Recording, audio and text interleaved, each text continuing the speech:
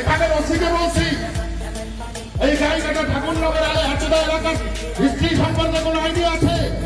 কোথায় কার বিরুদ্ধে কেস নিতে হবে, কিভাবে কেস নিতে হবে, দালালির চরম কিভাবে পৌঁছে গেছে। একদম আজকেই কটা লোক এসছে, একদম আজকে এখানে দাঁড়িয়ে বলে গেলাম, সারা ভারতবর্ষে পশ্চিমবঙ্গে যে পরিমাণে আমার সম্প্রদায়ের মানুষ আছে না, এখানে যদি চাকরি এখানে দাঁড়িয়ে আপনাদের দেখতে হবে না, কারণ একেবারে এই ভাষায় দিয়ে বলে গেলাম আমি। বিবেচনা করতে হবে কার বিরুদ্ধে কি করছি। বহু অসি এখানে এলো গেল, সব কিন্তু নাকের জল চুবানোর জল খেয়ে গেছে।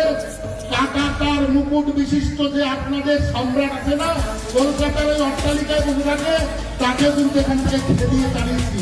এক কাছে ছোড়া যায় না, এক কাছে ছুটতে পারেন। ওটা হাইকোর্টে থেকে নিয়ে যাবো, একদম হাইকোর্টে থেকে নিয়ে যাবো, বুঝিয়ে দেবো আমরা কারা।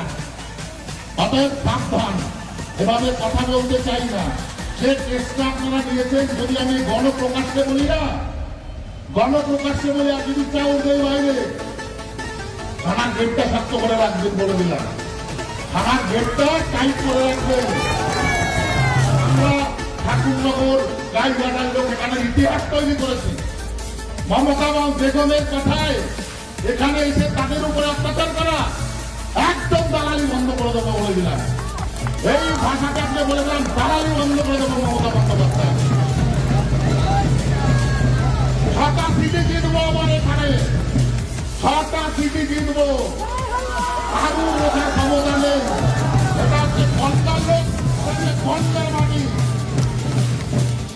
চিড়ে রেখে দেবো একটু কলকাতার মাটিতে, যদি আঘাত হয় এখানে।